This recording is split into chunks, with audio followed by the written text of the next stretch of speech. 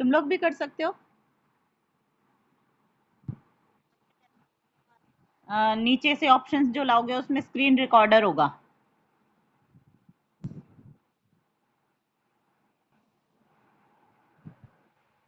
नहीं है तो कोई बात नहीं, यूज ऑनलाइन करना है, ऑनलाइन चीजें यूज तो करनी है। मैं लिंक भेजूंगी, उसको देख लेना, ठीक है। आज के लिए हम अपना टॉपिक पढ़ते हैं क्लोनिंग वेक्टर्स, ठीक है। क्लोनिंग वेक्टर्स अभी तक हमने देखा क्या थे। एक्चुअली ये कुछ ऐसे जो है, हम लोग नॉर्मली क्रोमोसोम्स या डीएनए ही लेते हैं। रियलमी C1 ये क्यों आ रही है, ये कुछ ऐसे ऑर्गेनिजम्स हैं या फिर ये क्रोमोसोम्स हैं, ठीक है। सिंपली या तो ये क्रोमोसोम्स हैं या ये कुछ ऐसे ऑर्गेनिजम्स हैं जिनका काम है ट्रांसफर ऑफ डीएनए, ठीक है। ट्रांसफर ऑफ डीएनए, ये डीएनए कहाँ से ट्रांसफर करना है, ये करना है डोनर से होस्ट में। जैसे कि एक बीमारी का वेक्टर देखते हो तुम कि कोई डिजीज है, उसका एक मॉस्किटो एक वेक्टर है, वो क्या करता है, जो उसका डिजीज कॉजिंग माइक्रोब है उसको उठाता है और उसको कहाँ तक पहुंचाता है जिसको वो बीमारी कॉज करनी है, होस्ट तक। जैसे मलेरिया के लिए मॉस्किटो एक वेक्टर का काम करता है, अमीबाइसिस के लिए हाउस फ्लाई एक वेक्टर का काम करती है। तो क्या करना है, जो डोनर है यानी जहाँ पे हमारी डिजायर्ड चीज है उसको ट्रांसफर करना है कहाँ तक, होस्ट तक। और ये ट्रांसफर कौन करेगा, ये करेगा हमारा वेक्टर, ठीक। अब जो प्लाज्मिड्स हैं और बैक्टीरियोफाजिस हैं, अब हम एग्जांपल लेते हैं कि क्लोनिंग वेक्टर के एग्जांपल कौन है। यानी अब हमें सिर्फ सिंपल सा बीमारी को नहीं करना है इधर से उधर, अब हमें डीएनए को एक जगह से दूसरी जगह ट्रांसफर करना है। तो डीएनए ट्रांसफर करने की एबिलिटी किसके पास होती है, सबके पास नहीं होती, ये होती है प्लाज्मिड्स के पास और बैक्टीरियोफाजिस के पास।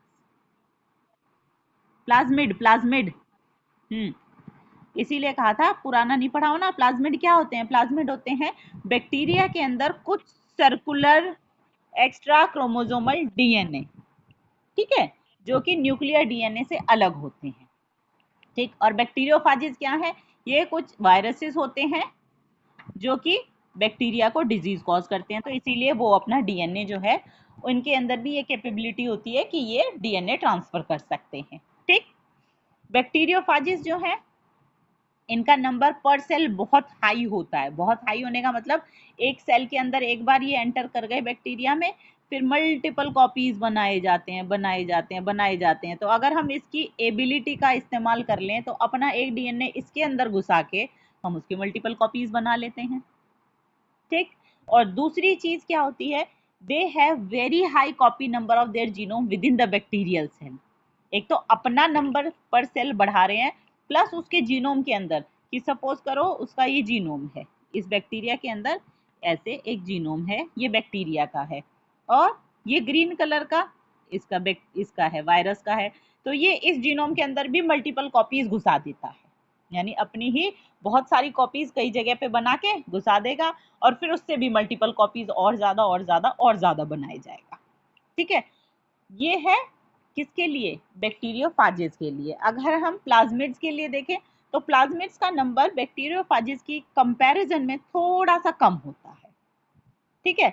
जनरली एक या दो प्लाज्मिड हो सकते हैं, 1 2, कुछ ऐसे प्लाज्मिड भी होते हैं जो 15 to 100 कॉपीज पर सेल भी बना जा सकते हैं, ठीक है। तो इसका मतलब ये कुछ ऐसे प्लाज्मिड और बैक्टीरियोफाजिस जो हैं, ये कुछ ऐसे हमारे पास क्या बोलते हैं, ट्रांसफरिंग एजेंट्स हैं, जिनके अंदर अगर मैं अपना डीएनए डाल दूं तो उसकी फटाफट से मल्टीपल कॉपीज बनती जाएगी, और ये चीजें एक जगह से दूसरी जगह जिसमें मैं चाहती हूँ उसमें फटाफट से ट्रांसफर हो जाएंगी, ठीक है। तो अब कोई भी जो,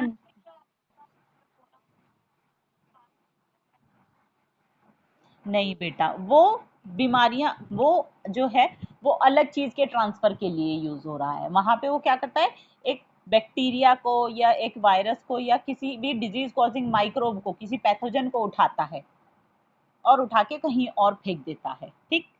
लेकिन ये जो प्लाज्मिड और बैक्टीरियोफाजिस हैं, ये किस चीज को उठा रहे हैं, ये उठाते हैं डीएनए को, और डीएनए को दूसरे में ट्रांसफर कर देते हैं। तो दोनों का काम अलग अलग है, दोनों का काम कैसे अलग अलग है कि वो क्या चीज को ट्रांसफर कर रहे हैं इस फॉर्म में। इनकी कॉमन चीज क्या है कि ये दोनों ट्रांसफर करते हैं, इसीलिए दोनों को वेक्टर बोला जाता है।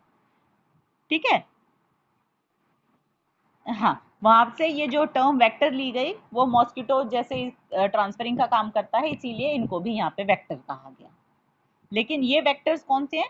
इनको कहा जाएगा क्लोनिंग वेक्टर्स, क्योंकि अब ये क्लोन बनवा रहे हैं, डीएनए की मल्टीपल कॉपीज बनवाएंगे, इसीलिए इनको क्लोनिंग वेक्टर कहा जाएगा। ठीक है। तो क्लोनिंग वेक्टर कोई भी जो है वो नेचुरली प्लाज्मिड्स और बैक्टीरियोफाजिज होते हैं। प्लाज्मिड्स नेचुरली प्रेजेंट होते हैं किसके अंदर? बैक्टीरिया के अंदर, मल्टीपल कॉपीज में।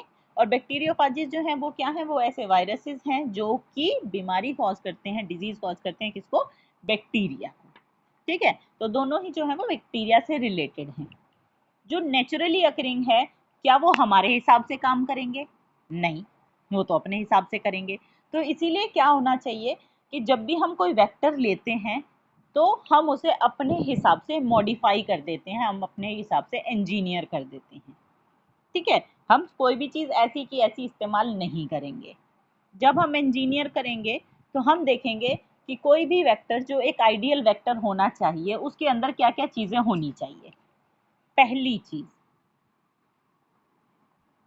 उसके अंदर ओरी होनी चाहिए। ओरी इज ओरी ओरिजिन ऑफ रेप्लिकेशन।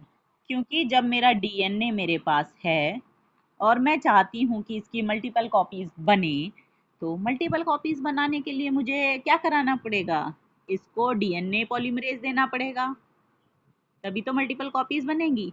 अब डीएनए पॉलीमरेज सबसे पहले कहाँ जाके बाइंड करता है? जाके बाइंड करता है ओरी पे। यानी अगर ओरिजिन ऑफ रेप्लिकेशन नहीं है तो नो रेप्लिकेशन, है ना? रेप्लिकेशन नहीं होगा। इसका मतलब हमारे पास बहुत जरूरी है क्या चीज होना? ओरी होना। ठीक। ओरी क्या है? ये वो सीक्वेंस है। सीक्वेंस कौन C sequence? Where replication starts, जहां पे रेप्लिकेशन जो है वो स्टार्ट होता है। तो यानी कि अगर कोई भी डीएनए मैं चाहती हूं कि उसके मल्टीपल कॉपीज बने तो उसके पास हमेशा ओरी जो है वो होना चाहिए। यानी अगर कोई वेक्टर है, क्लोनिंग वेक्टर है जिसकी मल्टीपल कॉपीज बनवानी है, तो उसके पास भी ओरी जो है वो होना चाहिए। The sequence is also responsible, ये ओरी जो है यही रिस्पॉन्सिबल होती है कि कितने नंबर ऑफ कॉपीज बनवानी है।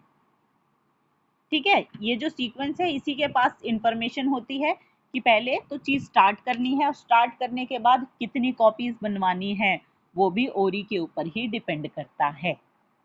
ठीक है। अगर कोई चाहता है कि ज्यादा कॉपी बनाए तो उसको ऐसा ओरी लेना चाहिए जो कि ज्यादा नंबर ऑफ कॉपीज को सपोर्ट करता हो। ठीक है। समझ में आई चीज? कि दो चीजें देखनी है। पहली चीज तो ओरी होना चाहिए, और अगर हम चाहते हैं कि ज्यादा कॉपीज बनानी है तो ऐसा ओरी लेना है जो कि हाई कॉपी नंबर को सपोर्ट करता है। ठीक है। नंबर ऑफ कॉपीज,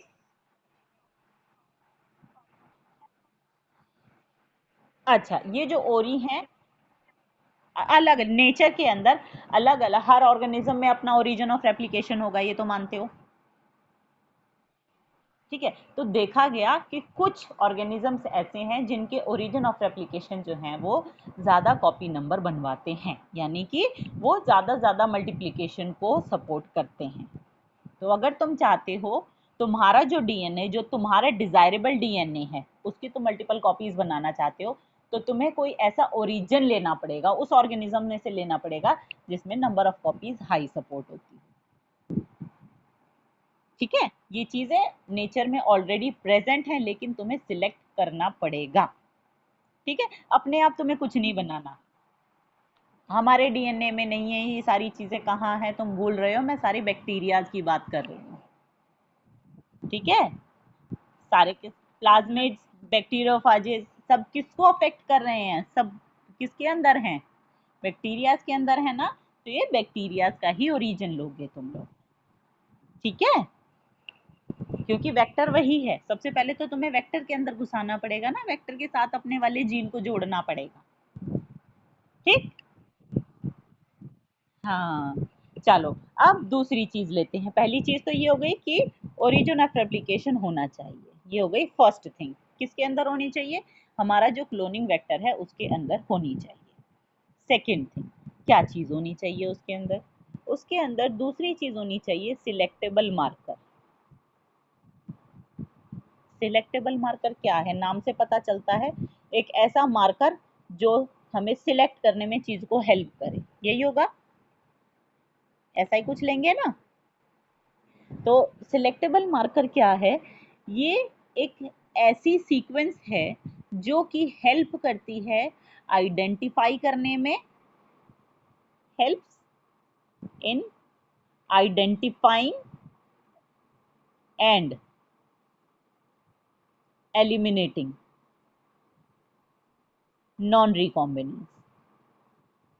सपोज करो मैंने कोई भी जो डीएनए है वो बनाने के लिए रखा, ठीक है। मेरे पास जब भी हम लोग माइक्रो लेवल पे काम करते हैं तो हम लोग आंखों से नहीं देख सकते। ये कोई कॉपी पेस्ट तो है नहीं कि मैंने टेप लिया और एक जगह चिपका दिया, ऐसा तो नहीं हो रहा। हम क्या कर रहे हैं, एक बर्तन के अंदर दो डीएनए को मिक्स कर देंगे और वेट करेंगे दोनों मिक्स हो जाएं। अब हमें नहीं पता कितने मिक्स हुए कितने नहीं हुए, तो हमें क्या करना पड़ेगा, सिलेक्ट करना पड़ेगा उसमें से कितने डीएनए मिक्स हुए कितने नहीं हुए, ठीक है। तो एक्चुअल में क्या कर रहे हैं, सपोज करो मेरे पास ये एक डीएनए था, ठीक है, ये प्लाज्मिड था। एक प्लाज्मिड कभी भी काम नहीं करता, जब हम एक्सपेरिमेंट करने बैठते हैं तो हम मल्टीपल सेट्स लेके बैठते हैं, ठीक। मुझे क्या करना है, ये एक दूसरा डीएनए है जो मेरा डिजायरेबल जीन है, ये मैं चाहती हूँ इस प्लाज्मिड के अंदर घुस जाए, ठीक। मैं सपोज करती हूँ मैंने इसको पूरा साबुत बना दिया, ये प्लाज्मिड है मेरे, ये प्लाज्मिड थे, ये मेरा डिजायरेबल जीन था। मुझे इनको आपस में, ये जो रेड वाला है इसके अंदर इनकॉर्पोरेट कराना है, ठीक। तो मैं क्या करूंगी, सबसे पहले तो मैं लूंगी रेस्ट्रिक्शन एंजाइम। रेस्ट्रिक्शन एंजाइम से इसको कट करूंगी, इसको भी कट करूंगी, ठीक है। कट करने से क्या होगा, मेरे पास जो मुझे चाहिए होगा वो, सपोज करो दो दो कट नहीं लगाते। अच्छा, इसका टाइम 45 से स्टार्ट की थी ना हमने, 25 पे खत्म हो गई।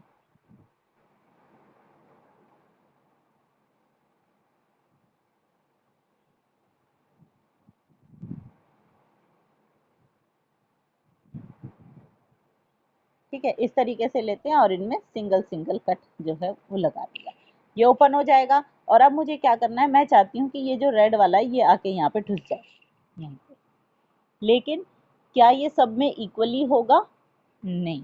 जब हम एक्सपेरिमेंट्स करते हैं स्पेशली बायोटेक्नोलॉजी के, ज़रूरी नहीं है सभी जो प्लाज्मिड्स हैं वो इक्वली बिहेव करें, ठीक है। तो क्या होगा, हो सकता है इसके अंदर ना जाए, ये सिंपल सा ऐसा ही रह जाए, सॉरी,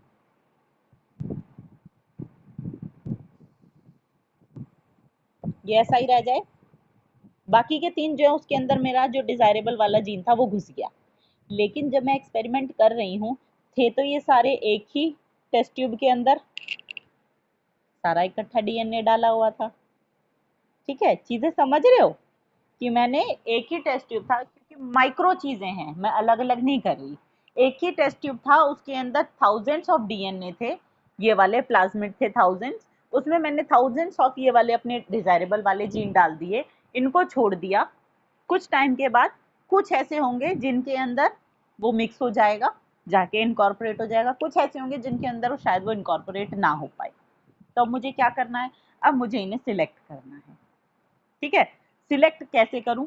सिलेक्ट करने के लिए मैं क्या करूंगी, इसके अंदर सिलेक्टेबल मार्कर डालूंगी, जो मेरा वेक्टर था उसके अंदर सिलेक्टेबल मार्कर डालूंगी, ठीक है।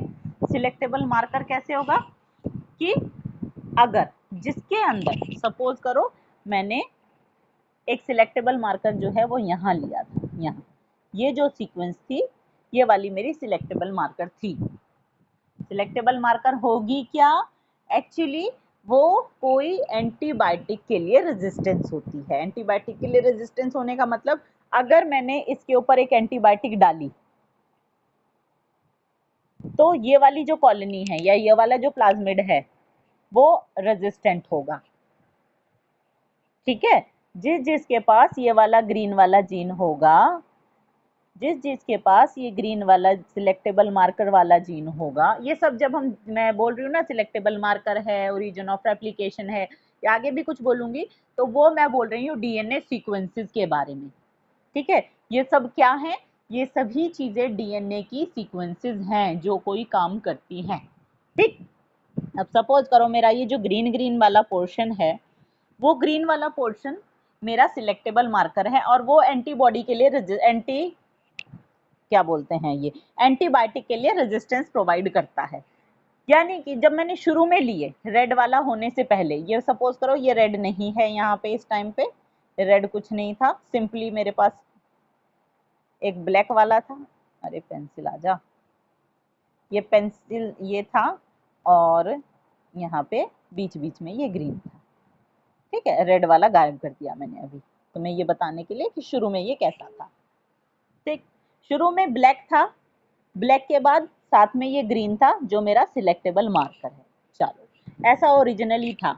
अब मैंने क्या लिया है, जो रेस्ट्रिक्शन एंडोन्यूक्लिएज हैं उसकी भी रिकॉग्निशन साइट होती है, याद है, उनकी रिकॉग्निशन जो वहां पे कट करते हैं, उसके रिकॉग्निशन साइट में यहाँ बीचों बीच डालती हूँ। यानी कि अगर मैंने इसको कट किया और रेड वाला यहाँ पे आके फंस गया, यहाँ बीच में आके घुस गया,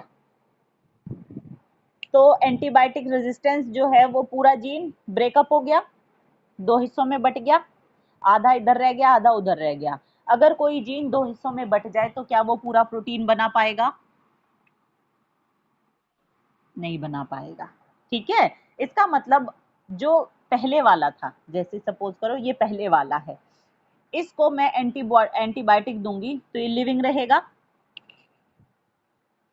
मैंने इसके ऊपर एंटीबायोटिक डाली, इसके पास तो रेजिस्टेंस वाला जीन है, ये उस एंटीबायोटिक को कुछ नहीं असर कर पाएगा, एंटीबायोटिक इस पर कोई असर नहीं करेगा। लेकिन अगर मैंने इस बेचारे पे डाल दिया ये वाला, तो क्या होगा, ये तो मर जाएगा, क्योंकि एंटीबायोटिक क्या करती है, मार डालती है ना लिविंग ऑर्गेनिज्म को। किसी भी जो बैक्टीरिया वगैरह है जिसके अंदर ये वाला जीन होगा, जो फर्स्ट वाला है ये वाला होगा, अगर इसके ऊपर एंटीबायोटिक डालिए तो मर जाएगा। तो सिलेक्ट हो गया, जिन जिन के अंदर एंटीबायोटिक रेजिस्टेंस गायब होगी वो सब रिकॉम्बिनेंट डीएनए, जिसके अंदर नहीं होगी वो सब नॉन रिकॉम्बिनेंट डीएनए। आया समझ? ठीक, तो मैं थोड़ी सी हाँ,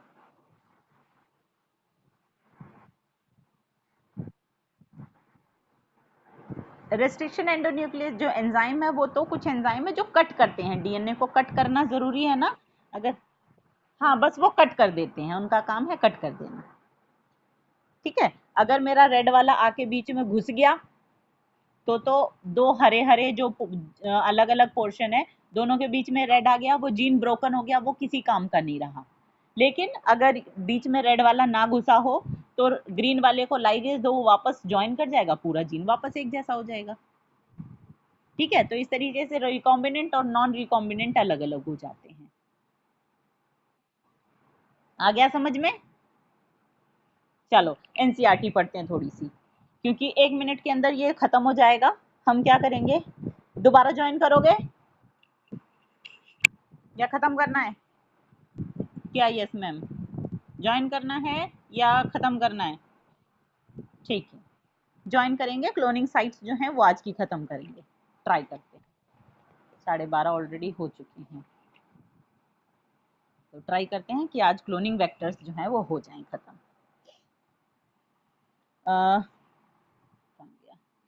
सिलेक्टेबल मार्कर एनसीईआरटी में से पढ़ रही हूँ, क्योंकि एनसीईआरटी नहीं पढ़ोगे तो चीज़ें बाद में समझ नहीं आएंगी, बेशक यहाँ पे समझ में आ रही हैं। इन एडिशन टू ओरी, ओरी के एडिशन में एक तो ओरी चाहिए, इसके अलावा क्या चाहिए, वेक्टर रिक्वायर्स, वेक्टर को चाहिए सिलेक्टेबल मार्कर जो कि हेल्प करेगा आइडेंटिफाई करने में और एलिमिनेट करने में। क्या चीज़, नॉन ट्रांसफॉर्मेंट, नॉन ट्रांसफॉर्मेंट का मतलब है नॉन रिकॉम्बिनेंट्स। ठीक है, नॉन ट्रांसफॉर्मेंट जो वर्ड लिखा गया है वो नॉन रिकॉम्बिनेंट्स है। And selectively permitting the growth of transformant, और किस चीज में हेल्प करेगा, ताकि जो ट्रांसफॉर्मेंट है यानी ये जो रिकॉम्बिनेंट बने सिर्फ उनकी ग्रोथ जो है वो सिलेक्टिवली हम कर सकें। ट्रांसफॉर्मेशन का मतलब बताएगा। ट्रांसफॉर्मेशन का प्रोसीजर क्या है? Transformation is a procedure through which a piece of DNA is introduced in a host bacterium. ये चीज आगे हम पढ़ेंगे अगले सेक्शन में, लेकिन यहाँ पे सिर्फ एक लाइन जाननी जरूरी है। ट्रांसफॉर्मेशन एक ऐसा प्रोसीजर है जो तुमने चैप्टर 6 में भी पढ़ा है, जिसके थ्रू एक डीएनए का पीस किसी भी होस्ट बैक्टीरियम के अंदर इंट्रोड्यूस कराया जाता है। ठीक है। नॉर्मली जो जीन है, कौन कौन से?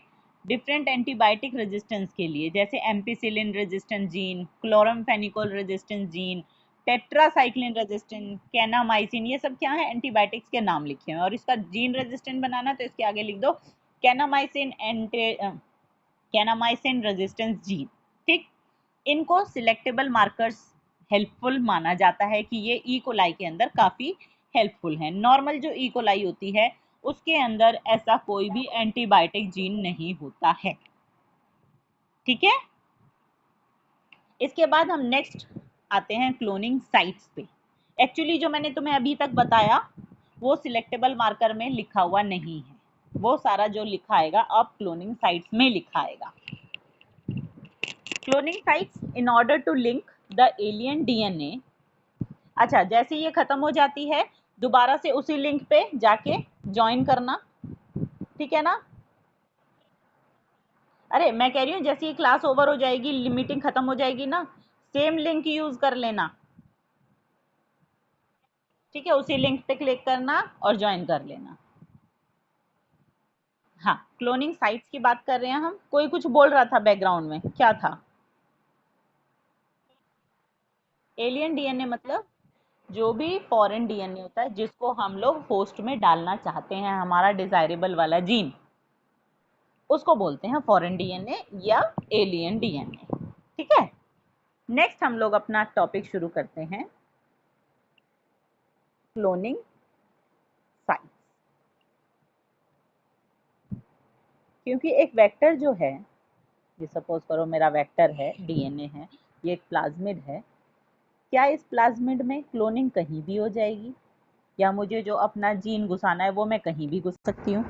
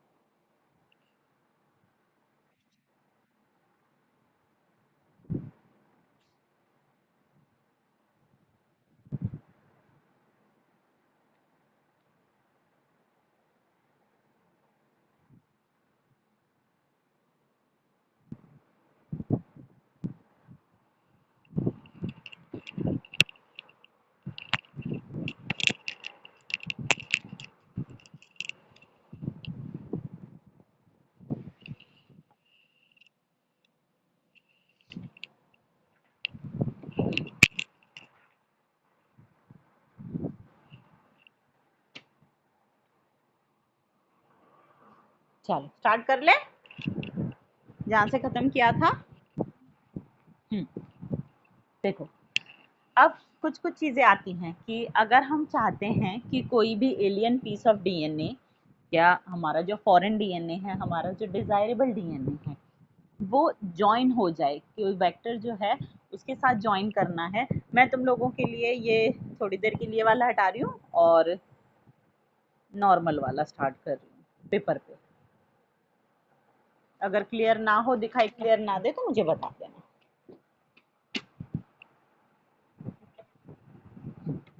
देखो, हम लोग पढ़ेंगे क्लोनिंग साइट्स। ठीक है। अब देखो, हमारे पास सबसे पहले तो क्या होनी चाहिए? हम लोग अब एक बार याद करते हैं, रिपीट करते हैं कि हम लोगों ने करना क्या है। हमारे पास एक ये वेक्टर डीएनए, ठीक। वेक्टर डीएनए में हमने ऐड कराना है एक दूसरा फॉरेन डीएनए, जिसे हम फॉरेन, एलियन या फिर डिजायरेबल डीएनए कहते हैं, ठीक है। ये बोलते हैं, इनको हमें मिक्स करना है, मिक्स करके एक बनाना है। ऐसे ही नहीं जाएगा अपनी मर्जी से, ठीक है। तो हमें क्या करना पड़ेगा, ये जो वेक्टर डीएनए है इसको सबसे पहले कट करना पड़ेगा, क्योंकि ये तो पूरा का पूरा सर्कुलर है, ये कहाँ पे घुसाएगा अपने पास। तो मैं क्या करूंगी, दोनों को, इसको और इसको, दोनों को ही रेस्ट्रिक्शन एंजाइम से कट कराती हूँ, ठीक। Cut with restriction enzyme. Restriction enzyme से कट कराने से क्या होगा, मेरे पास ये इस तरीके के स्टिकी एंड्स बनेंगे, ये स्टिकी एंड्स बनेंगे। स्टिकी एंड्स को जब मैं इकट्ठे करूंगी तो डीएनए लाइगेज के थ्रू ये जुड़ के मेरा ये कॉमन बन जाएगा, रिकॉम्बिनेंट डीएनए, ठीक है। लेकिन अच्छा, अब अगर मुझे इस रेस्ट्रिक्शन एंजाइम से कट करना है तो रेस्ट्रिक्शन एंजाइम एवं कहीं पे कट नहीं करता, इसकी अपनी रिकॉग्निशन साइट होती है। रिकॉग्निशन साइट क्या है, रिकॉग्निशन साइट या सीक्वेंस, बिल्कुल ये वो डीएनए सीक्वेंसेस हैं जिसको रेस्ट्रिक्शन एंजाइम जो है ये आइडेंटिफाई करता है। जैसे फॉर एग्जांपल इको आर1 जो था, ये एंजाइम जो था हमारा इको आर1, ये किसको आइडेंटिफाई करता है, GAATTC। जहां पे ये सीक्वेंसेस को मिलेगी ये वहीं पे जाके कट करेगा, G और A के बीच में करता है ना, ऐसे ही। इसका मतलब हर रेस्ट्रिक्शन एंजाइम की अपनी एक रिकॉग्निशन सीक्वेंस होती है। यानी जब हम वेक्टर चाहते हैं, अगर मैं चाहती हूँ कि मेरे पास एक वेक्टर हो, उस वेक्टर में रिकॉग्निशन से साइट्स या रिकॉग्निशन सीक्वेंस जो है वो होनी चाहिए, ठीक है। तो recognition site must be present, ये चीज जरूर होनी चाहिए फॉर किसके लिए, रेस्ट्रिक्शन एंजाइम्स या रेस्ट्रिक्शन एंडोन्यूक्लियेसेस के लिए, ठीक। अब रेस्ट्रिक्शन एंडोन्यूक्लियेसेस के लिए कितनी साइट्स होनी चाहिए एक वेक्टर के अंदर, सपोज करो, सोचो मेरे पास एक ये प्लाज्मिड है, ठीक है, ये वेक्टर है, इसके अंदर मैं कितनी साइट्स डालूं, कितनी रिकॉग्निशन साइट होनी चाहिए, जल्दी बताओ। कितनी होनी चाहिए, हो नहीं सकती है, कितनी होनी चाहिए, यस, ओनली वन। क्यों, अच्छा सपोज करो दो साइड्स हैं, एक यहाँ पे है एक यहाँ पे है, मैंने इस पे रेस्ट्रिक्शन एंजाइम डाला, यहाँ कट करेगा यहाँ कट करेगा, दो अलग हिस्से हो गए। अब तुम फॉरेन डीएनए को कहाँ चिपकाओगे, आई समझ में बात, ठीक है। हाँ, तो इसीलिए तुम्हारी एनसीईआरटी कहती है, in order to link the alien DNA the vector needs to have very few कम होने चाहिए, preferably single recognition site for the commonly used restriction enzymes। जैसे कि एक ये वेक्टर दिया हुआ है, ई क्लोनिंग, ई कोलाई में एक क्लोनिंग वेक्टर का एग्जांपल दिया हुआ है PBR322, ठीक है। ये एक वेक्टर है, आर्टिफिशियली सिंथेसाइज्ड है, ये एक वेक्टर है जो कि आर्टिफिशियली सिंथेसाइज्ड है। ये जो बाहर बाहर लिखे हुए हैं ये सब क्या है, ये सब रेस्ट्रिक्शन एंजाइम्स हैं, और जहां पे निशान लगा हुआ है इसका मतलब यहाँ पे रेस्ट्रिक्शन एंजाइम की साइट प्रेजेंट है। चेक करो कोई भी साइट दोबारा दी गई है, कोई भी साइट दोबारा नहीं है ना, एक वेक्टर में एक रेस्ट्रिक्शन एंजाइम के लिए एक ही साइट है।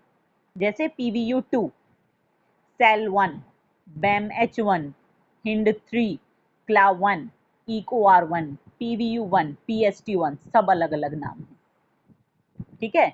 इसका इनका मतलब क्या है, देखो एक बार में तुम लोग एक एंजाइम यूज करोगे तो एक कट लगेगा, जैसे BAMH1 यूज किया तो वो कहाँ पे कट लगाएगा, वो यहाँ पे कट लगाएगा, ठीक है। अगर तुमने इको R1 यूज किया तो वो कहाँ पे कट लगाएगा, यहाँ पे कट लगाएगा, यानी जब तुम इको R1 से कट करोगे इसको तो वो यहाँ पे आके घुसेगा। ठीक है, समझ में आया? बिल्कुल। हर डीएन जो भी तुम्हारे पास वेक्टर है सबकी सीक्वेंस जो है, जो रिकॉग्निशन साइट है कहाँ पे है वो फिक्स होती है, हर जगह नहीं प्रेजेंट होती। और इसीलिए प्रेफरेबली बोला जाता है कि किसी भी वेक्टर के अंदर सिंगल साइट होनी चाहिए रिकॉग्निशन सीक्वेंस। ठीक है, क्योंकि रीजन क्या है, क्वेश्चंस आते हैं कि क्यों रिकॉग्निशन साइट एक ही होनी चाहिए। Presence of more than one recognition site with in the vector will generate several fragments. जैसे मैंने तुम्हें ये बताया, अगर सिंपल दो ही साइट्स थी तो क्या हुआ, दो अलग अलग फ्रेगमेंट्स बन गए, इनको आपस में फिर कैसे जोड़ पाओगे। ठीक है, जोड़ना जो है वापस मुश्किल हो जाएगा इनको, इसीलिए अच्छा एक से ज्यादा हो जाए, ये लो कितने हो गए, चार साइड्स थी, चार टुकड़े हो गए, सेवरल फ्रेगमेंट्स हो जाएंगे, विच विल कॉम्प्लिकेट द, बिल्कुल, which will complicate the gene cloning, जिसकी वजह से क्या होगा, हम ये जो जीन क्लोनिंग कर रहे हैं इतनी मेहनत से, ये सारी प्रोसेस जो है वो बहुत ज्यादा कॉम्प्लिकेट हो जाएगी। ठीक है, चल अब हम सेकेंड थिंग देखते हैं। कोई बात नहीं, मैंने तो क्लास अपलोड कर लेनी है, जिसने बाद में देखनी है वो बाद में देखे, समझ रहे हो? हाँ जी, जिसे बाद में देखनी है वो बाद में देख सकता है, मेरी तरफ से तो कोई प्रॉब्लम नहीं है, क्योंकि मैंने तो जब टेस्ट लेना तो मैं टेस्ट सबसे लूंगी, उन्हें सबको पता है, तो ये मजबूरी हो जाती है कि पढ़ना ही पढ़ना है। चलो, अच्छा, फिर हम कहाँ आ गए, यहाँ पे the ligation of alien DNA is carried out at a restriction site present in one of the two antibiotic resistant gene। क्या बोलना चाह रहा है ये कहता है कि मुझे जो ये एलियन डीएनए लगाना है, देखो इस वाली में बहुत सारी साइट्स प्रेजेंट हैं, एक मिनट में सबको म्यूट कर दे रही हूँ, ठीक है, क्योंकि मुझे किसी की साइड से थोड़ा सा शोर आ रहा था, मुझे नहीं पता किसका था, ठीक है, तो इसीलिए मैंने सबको म्यूट कर दिया है। जिसको कुछ कहना हो प्लीज अपने आप को अनम्यूट कर लेना, तुम लोग कह सकते हो। यहाँ पे देखो, इसमें देखते हैं हम, ये वाला, ये एक वेक्टर है, सपोज करो मैं जो है वो कट कराती हूँ हिंड 3 से, ठीक है, मैं हिंड 3 से कट कराती हूँ, यहाँ एक कट लगेगा, मेरा जो एलियन डीएनए है वो यहाँ इंसर्ट हो जाएगा, लेकिन क्या मुझे उसका कोई फायदा होगा, सोचो, क्या मुझे इसका कोई फायदा होगा, मैं रिकॉम्बिनेंट और नॉन रिकॉम्बिनेंट को आइडेंटिफाई कर पाऊंगी? स्वाति, अनम्यूट करके बता फटाफट, कर पाऊंगी या नहीं कर पाऊंगी? मैंने अगर हिंड 3 से किसी भी वेक्टर को कट कराया, इस वेक्टर से मतलब एक रेस्ट्रिक्शन एंजाइम लिया हिंड 3 से, यहाँ कट कराया, कट करा के डीएनए यहाँ पे घुसा दिया अपने एलियन वाला, तो क्या मैं उसको नॉन रिकॉम्बिनेंट वाले से डिफ्रेंशिएट कर पाऊंगी? नहीं कर पाऊंगी। क्यों नहीं कर पाऊंगी? अरे कैसे कर पाऊंगी, देखो अगर तुम्हें याद हो तो मैंने तुम्हें कहा था कि ये मेरा वेक्टर है, ये मेरा सिलेक्टेबल मार्कर है, ठीक है, सिलेक्टेबल मार्कर के बीच में अगर मैं उसको घुसाती हूँ, मेरा जो एलियन डीएनए है ये, तो ही तो मैं इन दोनों के बीच में डिफरेंशिएट कर पाऊंगी। याद आया? अगर इसके बाहर मैं कहीं भी करूंगी तो मैं उनमें फर्क नहीं कर पाऊंगी ना, इसीलिए तो ये सिलेक्टेबल मार्क, हाँ क्योंकि सिलेक्टेबल मैं सिलेक्ट कैसे करूंगी, आंखों से दिख नहीं रही कुछ भी चीज कि ये यहाँ पे घुस गया, ठीक है, सिलेक्टेबल मार्कर जो है मैं उसी की हेल्प से तो ले सकती हूँ, दोनों में डिफ्रेंशिएट कर सकती हूँ। अब सिलेक्टेबल मार्कर अगर वैसा का वैसा रह गया, अगर कोई साइट यहाँ थी, यहाँ पे मैंने कट कर दिया, मेरा डीएनए मान लो सपोज करो यहाँ घुस गया, तो जो रिकॉम्बिनेंट था उसमें सिलेक्टेबल मार्कर वैसा ही, जो नॉन रिकॉम्बिनेंट है उसमें भी सिलेक्टेबल मार्कर वैसा ही, दोनों में फर्क क्या हुआ? कुछ भी नहीं, डिफ्रेंशिएट नहीं कर पाएंगे, बिल्कुल सही। तो इसीलिए हम लोगों को क्या करना है, अब यहाँ देखो, यहाँ पे तुम्हें ये अंदर की तरफ कुछ चीजें लिखी हुई दिखाई दे रही हैं, दिख रही हैं? बाहर वाली तो सारी रिकॉग्निशन सीक्वेंसेस के नाम हैं, अंदर वाले जो हैं ये क्या हैं, AMPR, एम्पीसिलिन रेजिस्टेंट जीन, यानी कि यहाँ जो पूरा पिंक पिंक रीजन है ये क्या है, ये एम्पीसिलिन रेजिस्टेंस के लिए एक जीन है। ठीक, ये वाला जो दूसरा बड़ा पिंक है ये क्या है, ये टेट्रासाइक्लिन रेजिस्टेंट जीन, ये किस लिए है, ये टेट्रासाइक्लिन के लिए रेजिस्टेंस प्रोवाइड करेगा। ये जो ग्रीन ग्रीन है ये क्या है, what is this, these are sequences for origin of replication. ठीक है, ये रीजन ऑफ ऑपरेटर होता है शायद, ये आरओपी, आरओपी मेरे ख्याल से ऐसा ही कुछ था। ठीक है, तो ये मोटे मोटे चार तुम्हें सीक्वेंसेस दिखा दी। अब देखते हैं कि अगर सपोज करो मैं इनमें इनसे कट कराती हूँ तो क्या होगा। देखो मेरे पास ये वेक्टर है, एक सेकेंड होल्ड करना, मैं दो कलर्स लेती हूँ, मुझे इजी रहेगा।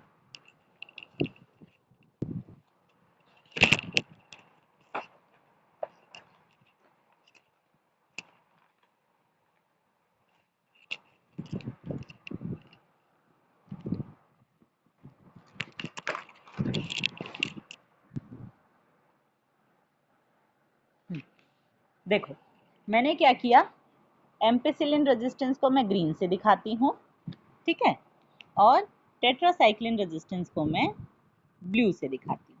आ रहा है समझ?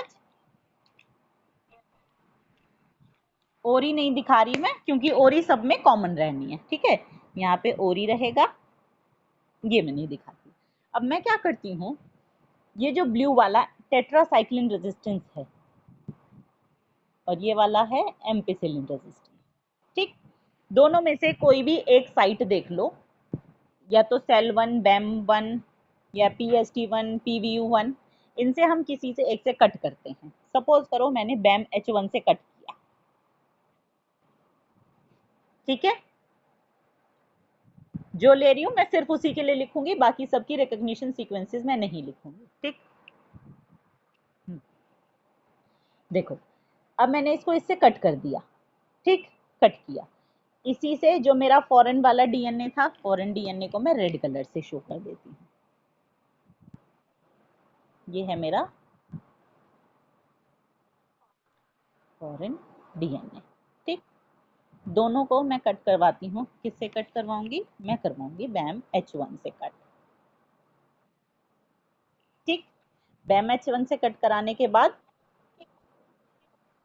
क्या, हाँ इनके फुल फॉर्म है ना, तुमने इसका वो नहीं देखा, तुम लोगों ने नॉमेनक्लेचर नहीं पढ़ा ना, ये जो पहला, हाँ ये जीनस होता है, ये स्पीशीज के पहले दो वर्ड्स होते हैं, ये वाला उसका स्ट्रेन होता है, और ये ऑर्डर ऑफ डिस्कवरी होता है, ये किस ऑर्डर में डिस्कवर, जो पहले डिस्कवर हुआ उसको 1 लिखते हैं, जो बाद में हुआ उसको 2 लिखते हैं, जो नेक्स्ट होगा वो 3 लिखा जाएगा, ऐसे। ठीक है, ये पहले 3 वर्ड्स जो है ना ये बताते हैं इसका जीनस का पहला वर्ड और स्पीशीज के 2 वर्ड, यानी कौन से बैक्टीरिया में से ये निकाले गए हैं, क्योंकि ये तो हमें पता है रेस्ट्रिक्शन एंजाइम सिर्फ बैक्टीरिया के अंदर प्रेजेंट होते हैं।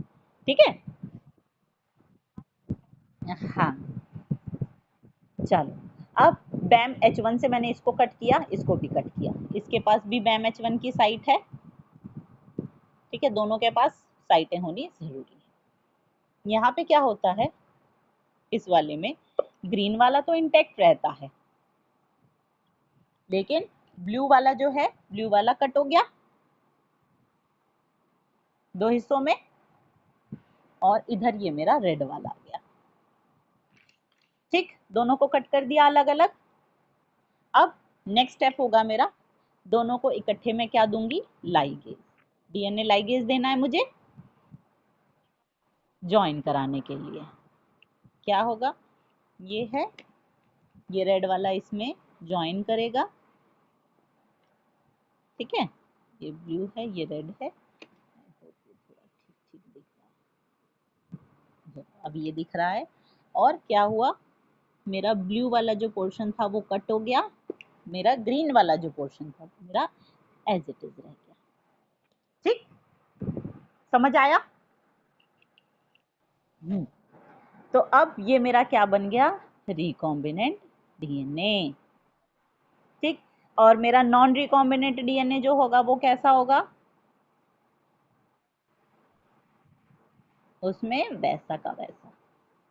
नॉन रिकॉम्बिनेंट में ब्लू वाला इंटैक्ट और ग्रीन वाला भी इंटैक्ट, ऐसे। अब दोनों में फर्क क्या है? ये रिकॉम्बिनेंट डीएनए है, ये नॉन रिकॉम्बिनेंट डीएनए, दोनों में फर्क क्या है? ये एम्पिसिलिन के लिए तो रेजिस्टेंस है, लेकिन टेट्रासाइक्लिन के लिए रेजिस्टेंट होगा या नहीं? नहीं होगा। क्यों नहीं होगा? क्योंकि इसका जो जीन था वो प्रोटीन जो टेट्रासाइक्लिन को न्यूट्रलाइज कर देता, वो तो प्रोटीन अब बन ही नहीं पाएगा। वो क्यों नहीं बन पाएगा? क्योंकि ये तो ब्रेक हो गया दो हिस्सों में। जब कोई जीन दो हिस्सों में ब्रेक हो जाए तो क्या वो पूरा प्रोटीन बनाएगा? वो पूरा प्रोटीन नहीं बनाएगा। जबकि ये वाला जो है, ये एम्पिसिलिन रेजिस्टेंस करेगा, टेट्रासाइक्लिन के लिए रेजिस्टेंस शो करेगा। ठीक है। अब अगर मैं इस पर एम्पिसिलिन डालूं दोनों पर, ठीक है, सपोज करो मेरे पास एक ऐसे ट्रे थी या ऐसे एक पेट्री प्लेट थी। डीएनए से कंफ्यूज मत करना इसको। एक बड़ी सी, हमें बैक्टीरिया जो है आंखों से कैसे दिखाई देते हैं? कॉलोनीज के फॉर्म में, याद आया? ऐसे कॉलोनीज के फॉर्म में दिखाई देते हैं ना। हम ये जो डीएनए ले रहे हैं, ये वाले जो डीएनए लेते हैं, इनकी कॉलोनीज बनवा लेते हैं ताकि हम लोगों को आंखों से कुछ कुछ दिखाई दे। कॉलोनीज तो कम से कम दिखाई देंगी। इसके ऊपर डालो एम्पिसिलिन। ठीक। एक ले ली, ये एक पेरेंटल वाली रख लो जो शुरू में लेते हैं, और इसकी बहुत सारी कॉपीज बना लो। ठीक है। कॉपीज बनाने का मतलब कैसे होता है? कॉपी कैसे बनाते हैं? एक प्लेट लो, उसी के ऊपर दूसरी प्लेट ऐसे रख दो थोड़ी देर के लिए, तो क्या होगा? उस पे से कुछ बैक्टीरिया यहाँ आ जाएंगे। ठीक है। और ये जो इनके नंबर्स थे वो सेम रहेंगे। ठीक। ये 1 2 3 4 5, कितनी कॉपीज बना लेनी है? हाँ, बिल्कुल जैसे हम लोगों ने कॉपी बना ली है। ठीक है। 1 2 3 4 5। ठीक। अब हमने इस पे डाली एम्पिसिलिन, एक पे एम्पिसिलिन डाल दी।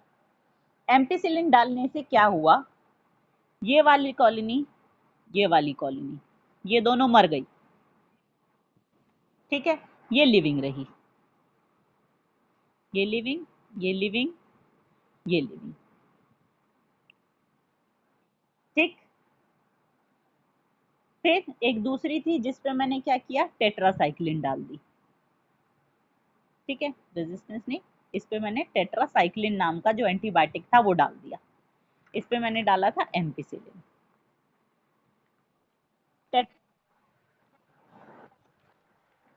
समझ नहीं आया? देखो, मैंने ये प्लेटें बना ली, कॉपीज बना ली इसकी, ताकि मैं जो ओरिजिनल वाली थी उसके ऊपर किसी तरीके की छेड़छाड़ ना करूं। ये जो कॉपीज हैं इस पे एक्सपेरिमेंट्स करेंगे। ठीक। कॉपीज पे मैंने एक कॉपी पे डाला एम्पिसिलिन। एम्पिसिलिन डाला, तो एम्पिसिलिन डालने से क्या हुआ? कॉलोनी नंबर 2 और 5 जो थी वो मर गई, 1 3 और 4 जो थी वो लिविंग रह गई। ठीक है। इससे हमें क्या पता चला वो हम अभी देखेंगे कि पता क्या चला है, या देख लेते हैं, यहीं से पता लगा लेते हैं। यहाँ पे देखो, इस वाले में क्या हुआ? एम्पिसिलिन रेजिस्टेंस जो है वो तो इसके और इसके दोनों के अंदर इंटैक्ट है। इसका मतलब जो रिकॉम्बिनेंट या नॉन रिकॉम्बिनेंट होंगे एम्पिसिलिन से, वो सारे के सारे लिविंग रहने चाहिए, रहने चाहिए ना। यानी कि, हाँ, इसका मतलब इन दोनों के अंदर कुछ गड़बड़ है और ये कॉलोनीज हमारे काम की नहीं है। हमें कौन कौन सी कॉलोनीज पे फोकस करना है? अपनी सिर्फ इनके ऊपर। ठीक।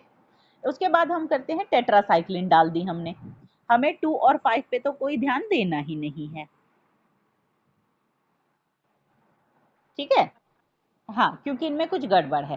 क्योंकि जो नॉर्मल वाली थी, रूटीन वाली जो पहले ली थी हमने, ओरिजिनल वाली, उसमें एम्पिसिलिन रेजिस्टेंस तो सब में है, तो वो सब में होनी चाहिए। तो जिनमें है वो हमारे काम की है। हमारे पास बचती है कॉलोनी नंबर 1 3 और 4।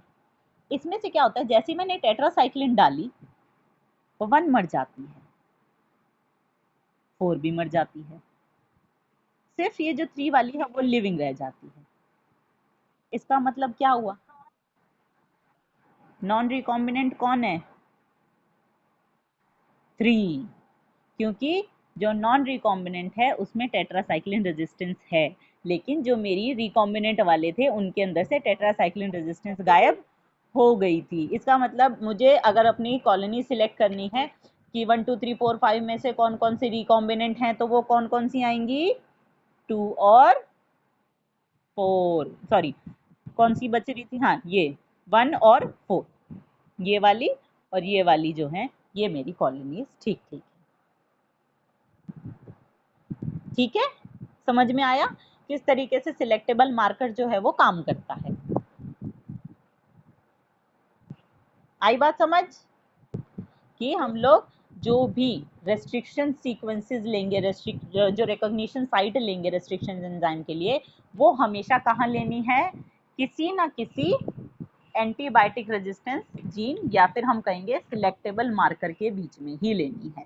ठीक, अब हम थोड़ी एनसीईआरटी पढ़ते हैं ताकि एनसीईआरटी जब तुम खुद पढ़ोगे तो किसी तरीके की दिक्कत ना हो।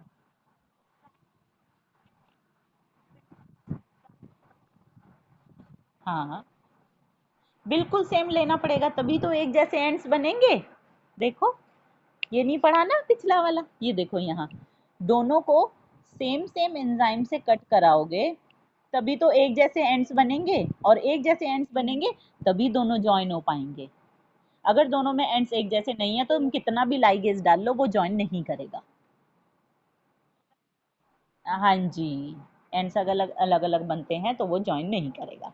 इसीलिए यहाँ लिखा हुआ है कि Eco R one cuts the DNA, जो एक सिंगल लिया हुआ है ये दोनों को कट करता है, इधर भी कट करता है और इधर भी कट करता है, दोनों में सेम सेम रिकग्निशन सीक्वेंस लेनी है, सेम सेम रेस्ट्रिक्शन एंजाइम लेना है।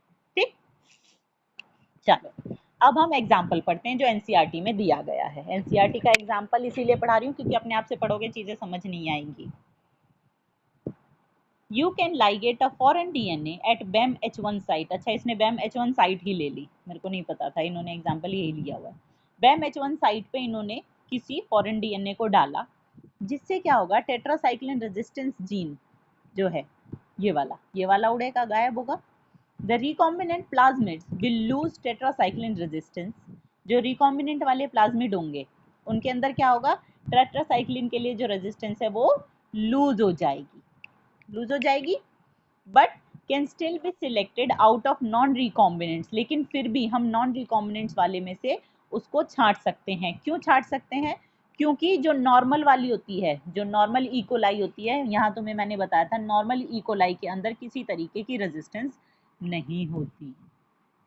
ठीक है, तो यानी जो हमने लिया था एग्जाम्पल, ये जो हमारी कॉलोनीज मर गई, शुरू में 2 और 5 मर गई थी ना, ये कौन सी थी? ये वो थी जिनके अंदर ये हमारा वाला डीएनए गया ही नहीं था, जो नॉर्मल वाली थी, उनके अंदर किसी तरीके की कोई रेजिस्टेंस नहीं होती और इसीलिए वो मर गए। ठीक है, शुरू में ही। हाँ, जो रिकॉम्बिनेंट प्लाज्मिड्स हैं टेट्रासाइक्लिन, बिल्कुल आइडेंटिफाई, हाँ, और नॉन रिकॉम्बिनेंट वाले को भी। तो रिकॉम्बिनेंट प्लाज्मिड टेट्रासाइक्लिन रेजिस्टेंस गई, लेकिन फिर भी हम उसको पहचान सकते हैं कैसे? क्योंकि वो नॉन रिकॉम्बिनेंट वाले से by the plating the transformant on tetracycline containing medium. अगर टेट्रासाइक्लिन कंटेनिंग मीडियम है तो नॉन रिकॉम्बिनेंट वाले जो हैं और जो रिकॉम्बिनेंट वाले हैं उनको हम लोग अलग अलग कर लेते हैं। टेट्रासाइक्लिन वाले जो हैं जो मर जाएंगे वो रिकॉम्बिनेंट, जो नहीं मरेंगे वो non recombinants. The transformants growing on ampicillin containing medium. उसके बाद जो ट्रांसफॉर्मेंट थे ये जो हमने लिए थे जिनके अंदर ये घुसा, यानी कि इन्होंने जो लिया है, इन्होंने फर्स्ट क्या किया? मैंने पहले एम्पिसिलिन डलवाया था ना, इन्होंने पहले टेट्रासाइक्लिन डाला। ठीक, टेट्रासाइक्लिन डालने से क्या हुआ? मेरी कुछ कॉलोनीज मर गई, ये वाली मर गई 2 और 4, बाकी की बच गई। उसके बाद इन्होंने क्या किया? The recombinants will grow in ampicillin containing medium but not on that containing tetracycline. जो रिकॉम्बिनेंट्स होंगे एम्पिसिलिन पे तो ग्रो करेंगे लेकिन टेट्रासाइक्लिन वाले पे ग्रो नहीं करेंगे। ठीक है, हाँ वो इनके पास रेजिस्टेंस टेट्रासाइक्लिन के लिए नहीं है, एम्पिसिलिन के लिए है। But non recombinants will grow on medium containing both the antibiotics. जो नॉन रिकॉम्बिनेंट वाले हैं, जिनके अंदर ये ओरिजिनल वाला गया, ये वाला, वो ना तो एम्पिसिलिन से मरेंगे और ना ही वो टेट्रासाइक्लिन से मरेंगे। ठीक है, तो इस तरीके से यहाँ पे क्या है, इन दिस केस एक एंटीबायोटिक रेजिस्टेंस जो है वो ट्रांसफॉर्मेंट को सिलेक्ट करने में यूज करती है कि किसमें ट्रांसफॉर्मेशन हुआ। ट्रांसफॉर्मेशन का मतलब किसके अंदर डीएनए इकोलाई के अंदर घुसा। जैसे कि हाँ, जैसे कि ये वाला एम्पिसिलिन जो था, इसने हमें किस चीज में हेल्प की, ट्रांसफॉर्मेंट और नॉन ट्रांसफॉर्मेंट में। ट्रांसफॉर्मेंट और नॉन ट्रांसफॉर्मेंट कौन है, देखो ट्रांसफॉर्मेंट वो हैं जिनके अंदर हमारा ये वाला घुसा, और नॉन ट्रांसफॉर्मेंट कौन से हैं, नॉन ट्रांसफॉर्मेंट जो ओरिजिनल वाली इकोलाई थी, जो हमारे पास ओरिजिनल इकोलाई थी, जिसके अंदर ना तो ये होता है ना ये होता है। समझ रहे हो, हाँ जो नॉर्मल वाली इकोलाई है। तो इस तरीके से एक एंटीबायोटिक रेजिस्टेंस जीन, इसने तो हेल्प की हमें ट्रांसफॉर्मेंट को सिलेक्ट करने में, जबकि दूसरा वाला हमको किस चीज में हेल्प करता है, ये हमको हेल्प करता है जो हमारे रिकॉम्बिनेंट बने हैं उसको अलग करने में। क्यों, क्योंकि जो टेट्रासाइक्लिन वाला था वो इनएक्टिवेट हो गया इंसर्शन की वजह से। आया समझ में, इसको इंसर, अरे लास्ट में मैंने बोला कि ये वाला जैसे टेट्रासाइक्लिन डाला, टेट्रासाइक्लिन डाला, तो यहाँ पे क्या हुआ, टेट्रासाइक्लिन के लिए जो रेजिस्टेंस थी, ये जो टेट्रासाइक्लिन रेजिस्टेंस वाला जीन था, ये इनएक्टिवेट हो गया क्योंकि इसके बीच में आके मेरा रिकॉम्बिनेंट वाला ये जो एलियन डीएनए था ये घुस गया, इंसर्ट हो गया ना। इसके इंसर्ट होने की वजह से डीएक्टिवेट हो गया ये, इसी को कहते हैं इंसर्शनल डीएक्टिवेशन। ठीक है, तो हमारे दोनों ही एम्पिसिलिन रेजिस्टेंस और टेट्रासाइक्लिन रेजिस्टेंस दोनों ही तरीके के हेल्प करते हैं। एक ट्रांसफरमेंट्स में हेल्प करेगा कि ट्रांसफरमेंट और नॉन ट्रांसफरमेंट को अलग अलग बताएगा, और दूसरा किसमें, रिकॉम्बिनेंट्स में, कि कौन रिकॉम्बिनेंट बना और कौन रिकॉम्बिनेंट नहीं बना। ठीक है, एक सिमिलर चीज दे रखी है, ये तो हमने जो एंटीबायोटिक रेजिस्टेंस जीन थी उसके लिए किया। यहाँ पे क्या हुआ, हम लोगों को जब हमने ये कॉपीज बनाई तो हमारी ये कॉलोनीज डेड हो रही हैं, देख रहे हो ना, कॉलोनीज डेड हो रही हैं। अगर यही चीज मैं ओरिजिनल पे कर देती तो मेरे पास ओरिजिनल तो खत्म ही हो जाता। वो तो मैं थोड़ी शानी थी कि हाँ मैंने कॉपीज बना ली और कॉपीज के ऊपर मैंने इसका एक्सपेरिमेंट किया। ठीक है, समझ आई कि मैंने शुरू में ही कॉपी, तुमने शुरू में नहीं पूछा कि कॉपी क्यों बनाई, कॉपी इसलिए बनाई क्योंकि मुझे पता है कि ये मर जाएंगी कॉलोनीज और फिर मुझे रेफर करना है, तो मैं इसको लाइव कैसे निकालूंगी, इसीलिए मैंने ओरिजिनल को हाथ भी नहीं लगाया, मैंने उसकी कॉपीज पे किए जो एक्सपेरिमेंट करने थे। अब सब, हाँ, फिर अब अगर मैं चाहती हूँ कि मैं इसी पे ओरिजिनल वाली पे ही कुछ कर पाऊँ, तो उसमें मुझे कुछ ऐसा करना पड़ेगा जिससे मुझे पता तो चले लेकिन ये डेड ना हो। ठीक है, तो ऐसे में मैं क्या कर सकती हूँ, मैं कोई और, जो मैंने एंटीबायोटिक रेजिस्टेंस के लिए लिया था, जो जीन मैंने लिया वो जीन मैं एंटीबायोटिक रेजिस्टेंस ना लेके कुछ और ले लेती हूँ। मैं कुछ और क्या ले सकती हूँ, देखो यहाँ पे यही दिया हुआ है, एंटीबायोटिक वाला जो है ये थोड़ा सा कम्बरसम प्रोसीजर है, क्योंकि इसमें क्या है, तुम्हें साइमल्टेनियस प्लेटिंग करनी पड़ती है दो अलग अलग प्लेट्स पे। ठीक है, समझ आया, प्लेटिंग का मतलब क्या है, प्लेटिंग का मतलब इस पे तुम्हें ये प्लेटिंग करनी पड़ रही है, अलग अलग प्लेट्स पे तुम्हें कॉलोनीज बनानी पड़ रही हैं। इसीलिए क्या, हाँ ओरिजिनल में से तुम्हें अलग अलग प्लेट्स बनानी पड़ रही हैं, कॉपीज बनानी पड़ रही हैं। ठीक है, हम्म, वीडियो रुक गई यार, मेरी तरफ से तो चल रही है, हालांकि टाइम ओवर होने वाला है बट मेरी तरफ से चल रही है।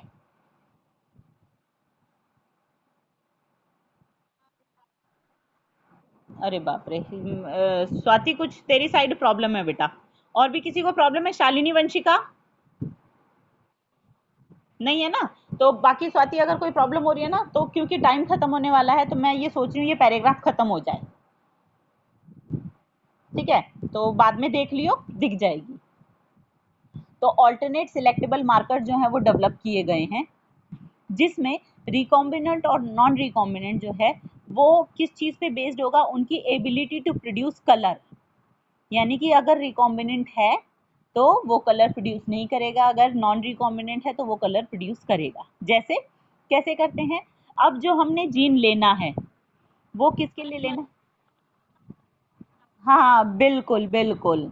अब वो क्या है, वो मर, अब तो हमें पता चल रहा था वो मर रहा है तो हमें पता चल रहा है, ठीक है। अब हम क्या करेंगे, हम एक एंजाइम लेते हैं बीटा गैलेक्टोसाइडेज, ठीक, ये वाला जो हमने एम्पिसिलिन लिया था, हम इसको बीटा गैलेक्टोसाइडेज एंजाइम नाम का ले लेते हैं कि एक एंजाइम है, बनता है, जो नॉन रिकॉम्बिनेंट वाला होगा उसमें बनेगा, और रिकॉम्बिनेंट वाले में इसमें बीच में घुस जाएगा तो वो एंजाइम नहीं बन पाएगा, ठीक। अब ये जो एंजाइम है इसके ऊपर अगर मैं एक प्रोडक्ट डालती हूँ, कोई क्रोमोजेनिक सब्सटेंस सबस्ट्रेट डालती हूँ, तो उससे क्या होता है, ब्लू कलर आ जाता है। यानी कि अगर ये एंजाइम है, इफ ये एंजाइम है, तो वो जो सबस्ट्रेट मैंने डाला ये उसको ब्लू कलर में कन्वर्ट कर देगा, ब्लू कलर के प्रोडक्ट में। यानी कि अगर ये साबुत रहा, ये चीज जो थी ये एज इट इज रही, ये रिकॉम्बिनेंट नहीं बना, तो क्या होगा, कलर आएगा। और अगर इसके अंदर इंसर्शनल डीएक्टिवेशन हो गया, यानी मेरा डीएनए आया इसके अंदर एंटर कर गया, तो एंजाइम नहीं बनेगा। एंजाइम नहीं बनने का मतलब कोई कलर नहीं आएगा, और कलर ना आने का मतलब हो जाएगा वो रिकॉम्बिनेंट कॉलोनी हो गई। आई समझ में, ठीक है। तो ये एक इसका ऑल्टरनेटिव है, ये बस इसका ऑल्टरनेटिव है, ठीक। हाँ, ये सेफ है, इसमें तुम्हें कॉलोनीज को मारने की जरूरत नहीं पड़ेगी, तुम सिंपली जो भी लाइव है उसको वहीं से एज इट इज उठा सकते हो, मल्टीपल प्लेटिंग की तुम्हें जरूरत नहीं पड़ेगी, मल्टीपल कॉपीज बनाने की जरूरत नहीं पड़ेगी, ठीक। आज के लिए हम यहाँ पे रोकेंगे क्योंकि मुझे नहीं पता कितनी और देर की वीडियो रह रही है। नहीं नहीं, इसमें कोई कॉपी बनाने की जरूरत नहीं पड़ेगी क्योंकि ये मर नहीं रहे ना। यहाँ तो हमने कॉपीज क्यों बनाई, क्योंकि हमें पता था ये मर जाएंगे, ठीक है ना। और जो रिकॉम्बिनेंट वाला मर गया उसको मुझे जिंदा लेना है, तो मैं यहाँ से ले लेती हूँ इसका रेफरेंस लेके, ये कौन सी कॉलोनी है, ठीक है। तो यहाँ पे हम लोग आज के लिए खत्म करेंगे, कल की क्लास में वेक्टर्स फॉर क्लोनिंग ये इससे आगे वाला कंटिन्यू करेंगे, ठीक है। इससे आगे वाला जो है वो उतना ज्यादा समझने वाला नहीं है, वो थोड़ा थोड़ा समझने वाला है।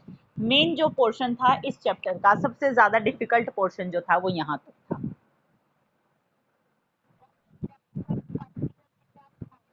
11.5 फिगर में ये तुम्हें डीएनए दिखा रखा है, ये डीएनए एक्चुअल में ऐसा दिखता है जो आंखों से तुम देख पाते हो, बिल्कुल व्हाइट व्हाइट कलर का, हाँ जी।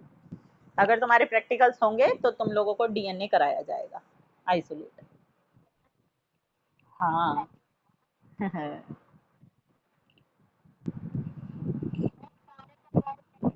जो तुम्हारे इस साल सिलेबस में है वो सब कराए जाएंगे।